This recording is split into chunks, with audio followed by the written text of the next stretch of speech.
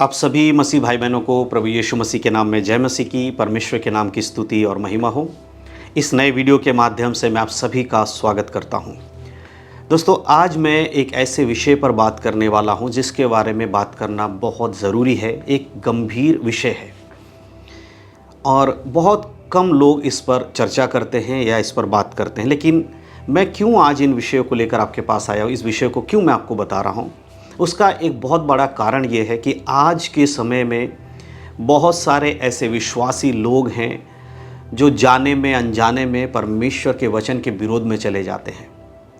और जब उनसे कोई गलती हो जाती है उसके बाद वो पछतावा करते हैं, पश्चाताप करते हैं, या वो ये सोचते हैं कि उनको कोई नया मार्ग मिले। मैं इसलिए ऐसा कह रहा हूँ क्योंकि पिछले कुछ दिनों से मेरे पास कुछ ऐसी बातें, ऐसी घटनाएं मेरे पास आई। कुछ लोगों ने मुझे ऐसी बातें बताई जो कि बहुत ही गंभीर है। और क्या है वो बात? आज मैं बात करने वाला हूँ एक शादीशुदा जीवन में कुछ ऐसी बातें घटने वाली होती हैं जो कि उसमें शादीशुदा जीवन में सही नहीं है, उसके ऊपर बात करने वाला हूँ। तो आज का वीडियो खास करके जो लोग शादीशुदा हैं उन लोगों के लिए बहुत ज़रूरी है, और जिनकी शादी आने वाले समय में होने वाली है उन लोगों के लिए बहुत ज़रूरी है। तो इस कुल मिलाकर सभी लोग जो मसीह में हैं, आज के इस वीडियो को देखिएगा, आपके लिए बहुत ज़्यादा ज़रूरी चीज़ है। क्योंकि बहुत बार ऐसा होता है कि कुछ ऐसे बातें घट जाती हैं, उसके बाद आपको पछतावा होता है कि मैंने ऐसा क्यों किया है। लेकिन अगर आप उससे पहले आपको उसके बारे में जानकारी हो, उससे बचने के बारे में जानकारी हो, तो फिर आगे चलकर आपको पछताना नहीं पड़ेगा या उससे आपको पश्चाताप करने की ज़रूरत नहीं पड़ेगी। इसीलिए आज का ये जो मैसेज है आपको सुनना बहुत ज़रूरी है। पिछले दिनों में मेरे पास दो ऐसी घटनाएं सुनने में आई। मुझे दो ऐसी घटनाओं के बारे में पता चला जहां पर दोनों व्यक्तियों के जीवन में एक बात कॉमन है, बिल्कुल बराबर, वो है दोनों शादीशुदा हैं। लेकिन उन शादीशुदा होने के बाद भी दोनों का जो लाइफ है, दोनों पति पत्नी का जो जीवन है, वो ऐसे मोड़ पे आ गया है कि वो दोनों अब अलग होना चाहते हैं या उनमें से एक किसी को छोड़ना चाह रहा है। तो जब मैंने ये बातें सुनी, मैंने उनसे बात किया, तो मुझे लगा कि ये बातें हमें आपको भी बताना चाहिए ताकि आने वाले समय में आप भी इन सब बातों को समझ सको, ताकि शादी के बाद ऐसी कोई नौबत ही ना आए, ताकि आप लोग उसके विचार करें। यानी कि कुल मिला कहें तो तलाक के बारे में आप लोग विचार करें, उससे पहले उसकी सच्चाई को जान लें ताकि आगे चलकर ऐसा कोई नौबत आपके जीवन में ना आए। अक्सर क्यों होता है ऐसा? देखिए, इसके दो कारण मैं आपको बताना चाहता हूँ। पहला कारण है कि लड़का लड़की का जो शादी हुआ है वो उन्होंने ऐसे समय में कर लिया है जो कि एक नादानी वाला समय होता है ना, जबकि दुनिया कुछ कह रहे हैं, उनको समझ में नहीं आता। बस उन्हें लगता है कि जो लड़का और लड़की सोच रहे वो सही है। और मैं बात कर रहा हूँ लव मैरिज की बात, है ना। ऐसे में क्या होता है, एक लड़का और लड़की, और ये मैं जो कुछ भी बोल रहा हूँ ये सिर्फ मसीही लोगों के लिए बोल रहा हूँ, ध्यान से, क्योंकि बहुत सारे लोग सोचते हैं कि अन्य जातियों के लिए बोल रहे हैं। नहीं, मैं बाइबल से जब बात करता हूँ तो मसीह लोगों के बारे में ज़्यादा बात करता हूँ। तो मैं कलीसिया के बारे में बात कर रहा हूँ कि बहुत बार ऐसा होता है कि लड़का और लड़की एक दूसरे को पसंद कर लेते हैं और वो चाहते हैं कि उनकी शादी हो जाए। और ऐसे में बाकी जो माँ बाप हैं या कलीसिया के लोग हैं या पास्टर लोग हैं वो इसका विरोध करते हैं, क्योंकि बाइबल लव मैरिज का विरोध करती है, या बाइबल के अनुसार लव मैरिज करना गलत है। हम बाइबल के अनुसार ये नहीं देखते कि लव मैरिज करना चाहिए। बाइबल कहती है कि कलीसिया के सहमति के साथ, माता पिता की सहमति के साथ, जो शादी करने वाले उन दोनों की भी सहमति के साथ शादी होना चाहिए। लेकिन आज बहुत ज़्यादा ये एक ट्रेंड चला है कि लोग पसंद कर लेते हैं, लव मैरिज करते इस तरह का। तो लव मैरिज में भी कई बार ऐसा होता है, शादी के बाद आपकी शादी में हर किसी के साथ नहीं, लेकिन अधिकतर लोग संग ऐसा होता है कि वो शादी के बाद कुछ साल या कुछ महीनों के बाद उन दोनों में अनबन होना शुरू हो जाता है और फिर वो बात अलग होने तक आ जाती है। इसी प्रकार से शादीशुदा जो अरेंज मैरिज वाले लोग हैं उनके साथ भी किसी किसी के संग ऐसी घटनाएं घटती हैं। तो मैं क्यों ये बातें यहाँ बोल रहा हूँ? आज खासकर मैं लव मैरिज वाले लोगों के लिए कुछ बातें बोलना चाहता हूँ। अगर आपने भी प्रभु में होने के बाद भी आपने अगर लव मैरिज किया है और आपके जीवन में भी अब प्रॉब्लम्स आ रही हैं, तो आपका सॉल्यूशन क्या है वो मैं यहाँ बताने वाला हूँ। और उन लोगों के लिए जिनके अभी तक शादी नहीं हुई है और वो सोच रहे हैं कि हम लव मैरिज करेंगे, वो भी ध्यान से सुन लीजिए क्यों नहीं करना चाहिए, क्या बाइबल कहती है। ठीक है, सबसे पहले मैं जिनकी शादी नहीं हुई उनके बारे में बताना चाहिए। एक वचन पढ़ के मैं आपको बताऊँगा। प्रभु का वचन कहता है मत्ती रचित सुसमाचार 5 अध्याय के 27 आयत से मैं कुछ बातें आपके लिए पढ़ना चाहता हूँ, ध्यान से सुनिएगा। यहाँ पर लिखा है, तुम सुन चुके हो कि कहा गया था व्यभिचार ना करना, परंतु मैं तुमसे यह कहता हूं कि जो कोई किसी पराई स्त्री पर कुदृष्टि डाले वह अपने मन में व्यभिचार कर चुका। यहाँ पर प्रभु यीशु मसीह शिक्षा दे रहे हैं, लोगों को बता रहे हैं कि तुम सुन चुके हो कि कहा गया था व्यभिचार नहीं करना, परंतु मैं तुमसे कहता हूँ किसी पराई स्त्री पर भी अगर तुम कुदृष्टि डालते हो तो तुम उससे व्यभिचार कर चुके हो। ये सिर्फ भाइयों के लिए नहीं है, इस वचन में जब लिखा है किसी पराई स्त्री पर, तो यहाँ पराये पुरुष भी समझ लीजिए। तो ये सिर्फ भाइयों के लिए नहीं, बहनों के लिए भी है। तो जब कोई लव मैरिज की बात करते हैं आज के टाइम पे, आप खुद देखिए, विचार करके देखिएगा आज का जो लव है वो किस प्रकार से है। एक लड़का लड़की जब एक दूसरे को पसंद करते हैं तो अधिकतर समय में यही देखा जा सकता है कि उन दोनों का प्यार, शारीरिक प्यार ज़्यादा होता है ना, उनका जो प्रेम है वो शरीर के प्रति या उनकी पर्सनालिटी के प्रति या उनके व्यवहार के प्रति ज़्यादा अट्रैक्शन की वजह से या ज़्यादा खिंचाव की वजह से होता है ना। अधिकतर क्या होता है कि कोई लड़का ऐसी लड़की को पसंद कर रहा है जो कि उसे लगता है कि ये सबसे बेहतर है, बाकियों से बेहतर है, तभी वो उससे शादी करने के विचार कर रहा है या उससे लव कर रहा है। इसी प्रकार एक बहन भी उस लड़के को देख रही है जो कि लगता है कि उसको सबसे अच्छा है।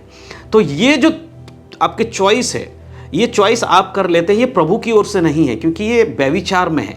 जब आप उसको चुन रहे होते हैं तो आपके मन में बहुत सारी व्यभिचार की बातें भी आती हैं। कई बार ऐसा देखा गया है कि लोग शादी से पहले भी शारीरिक संबंध तक बना लेते हैं जो कि बिल्कुल बाइबल के खिलाफ है, ये व्यभिचार है। तो ऐसे में अगर आप ये काम करके शादी कर रहे हैं तो सिंपल है, वो तो बाइबल के अकॉर्डिंग सही हो ही नहीं सकता।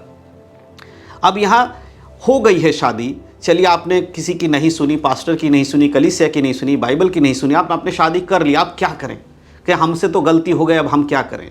देखिए गलती हो गई तो परमेश्वर है क्षमा मांगने के लिए, आप क्षमा मांगिए। लेकिन मेरे प्रियो, मैं आपको बताना चाहता हूँ, गलती तो आपने कर दिया ना, उसका परमेश्वर के सामने आपको जवाब देना पड़ेगा, उसका आपको आंसर देना पड़ेगा।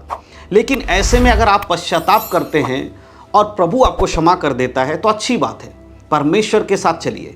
और दोनों को पश्चाताप करना पड़ेगा, पति पत्नी दोनों को समझना होगा। इसीलिए उस दिन का नौबत ना आए, वो सारी घटना आपके जीवन में ना घटे, इसीलिए ऐसी चीज़ों से आपको बचना होगा, व्यभिचार से आपको बचना होगा। और बहुत सारे लोग ये कहते हैं कि नहीं कोई बात नहीं, आपने तो मन से उनको प्यार किया है। देखिए आप लोगों को कहने के लिए कह सकते हैं कि हाँ आपको हमारे अंदर की बातें थोड़ी पता, हाँ सही बात है, हम किसी के अंदर की बातें नहीं जान सकते, लेकिन आपको और हमें और परमेश्वर ने सबको पता, परमेश्वर को तो सब कुछ पता, फिर भी हमें भी पता है, आपको भी पता है कि कहीं ना कहीं आपके मन में व्यभिचार की बातें एक दूसरे के लिए ज़रूर आती हैं। और आप अगर अपने मन में सोच रहे हैं तो वो व्यभिचार कहलाएगा, वो बाइबल यहाँ पर बताती है। इसीलिए कोशिश कीजिए, जो नए लोग हैं जिनकी शादी अभी नहीं हुई है, जो शादी मतलब जिनकी होने वाली है, आने वाले समय में होगी, मैं आपसे कहना चाहता हूँ अगर आपने लव मैरिज का विचार किया है तो आज ही उससे पीछे हटिए, प्रार्थना करिए और अरेंज मैरिज के लिए प्रभु से प्रार्थना करिए। सही समय आने पर परमेश्वर आपके लिए जीवन साथी देगा, है ना। तो ये तो बात रही कि लव मैरिज क्यों नहीं करना चाहिए, इससे प्रॉब्लम, बाद में प्रॉब्लम ही आता है। आप देखो बहुत सारे लव मैरिज में प्रॉब्लम्स आती हैं। अब यहाँ पर दूसरे जो लोग हैं वो शादी हो चुकी है, उनकी लव मैरिज करके उन्होंने शादी कर लिया। अब क्या हुआ है, अब पति या पत्नी में से कोई एक दूसरे को छोड़ना चाहते हैं, है ना। तो इस प्रकार से वो त्यागना चाहते हैं। अब पत्नी अगर छोड़ना चाहती है तो पति नहीं छोड़ना चाहता, लेकिन पत्नी कहती नहीं मैं नहीं साथ रह सकती। और यहीं पर अगर पति साथ नहीं रहना चाहता तो पत्नी कहते मैं रहूँगी, लेकिन पति कहता मैं तुझे अपने साथ नहीं रखना चाहता हूँ। तो ये दोनों भी गलत है। अगर आपने लव मैरिज से ही शादी किया है, भले ही वो परमेश्वर की दृष्टि में तो गलत है, लेकिन एक बार आपकी शादी हो गई तो क्या आपको अलग होना चाहिए? बिल्कुल नहीं। अगर आपने शादी कर लिया है, आप परमेश्वर से क्षमा मांगिए, पश्चाताप करिए, उस गलती के लिए क्षमा मांगिए, लेकिन दोबारा से एक और गलती मत करिए। और दोबारा से वो गलती कौन सी है कि आपने जिस पत्नी को, अपनी जीवन साथी, जिस बहन को या भाई को अपने पति बनाया या पत्नी बनाया, उसको अगर आप छोड़ रहे हैं तो भी ये बाइबल के अकॉर्डिंग सही नहीं है। हाँ, लेकिन एक बात यहाँ पर मैं क्लियर कर देना चाहता हूँ ताकि आप लोगों को ये साफ रहे। यहाँ पर एक वचन और मैं आपको पढ़ के सुनाना चाहता हूँ। इसी अध्याय, मत्ती 5 अध्याय के अगर 31 आयत पढ़ते हैं तो यहाँ पर देखिए यीशु मसीह कहते हैं, यह भी कहा गया है कि जो कोई अपनी पत्नी को तलाक देना चाहे तो उसे त्याग पत्र दे। ये मूसा के व्यवस्था के बारे में परमेश्वर यहाँ बता रहे हैं। और 32 में लिखा है, परंतु मैं तुमसे कहता हूँ कि जो कोई अपनी पत्नी को व्यभिचार के सिवा और कारण से तलाक दे तो वह उससे व्यभिचार करवाता है और जो कोई उस त्यागी हुई से विवाह करे वह व्यभिचार करता है। हालेलुया। यहाँ पर यीशु मसीह कह रहे हैं कि पुराने समय में लिखा था, मूसा ने कहा था कि तुम त्याग पत्र देकर छोड़ दो, लेकिन अब मैं तुमसे कहता हूँ कि अगर बिना व्यभिचार के, ये कंडीशन पुरुष यानी एक पति के ऊपर और पत्नी दोनों के ऊपर है ना। यहाँ पत्नी शब्द लिखा है तो इसका मतलब ये नहीं कि पत्नी के लिए कहा गया, पति भी इस बात को समझे। अगर एक पत्नी व्यभिचार में है तो ही एक पति उसको तलाक दे सकता है, व्यभिचार के साथ नहीं, यानी कि व्यभिचार में है तो उसको तलाक दे सकता है, बिना व्यभिचार के नहीं।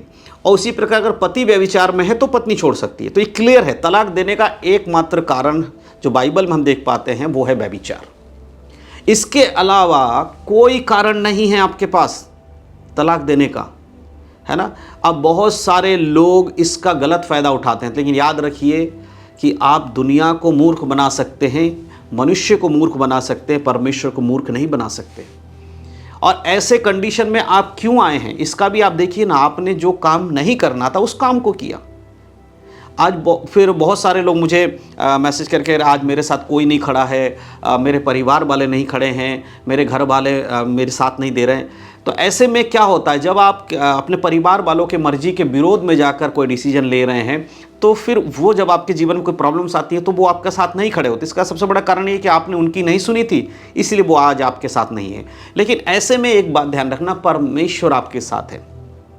अगर एक पति और पत्नी दोनों में से अगर एक गलत कर रहा है, पत्नी गलत नहीं कर रही है, लेकिन पति उसको छोड़ना चाहता बिना किसी वजह के, क्योंकि लव मैरिज किया है तो अब कुछ दिन बाद उन दोनों का बाउंडेशन ख़त्म हो गया, ज़्यादा अब उनका आपस में बन नहीं रही है, तो सोच रहे कि अब हम एक दूसरे के संग नहीं रह सकते।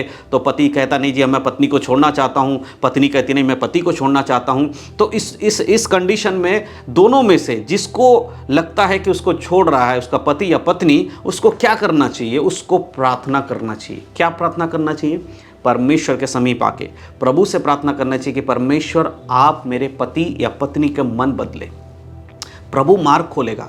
मेरे प्रियो, निराश नहीं होना। ऐसे में बहुत सारे लोग डिप्रेशन में चले जाते हैं, बहुत सारे लोग निराश होने लगते हैं, लेकिन इसमें निराशा वाली कोई बात नहीं। आपको प्रभु पर विश्वास करना। आपने गलती की, आप क्षमा मांगिए प्रभु से और प्रार्थना करिए।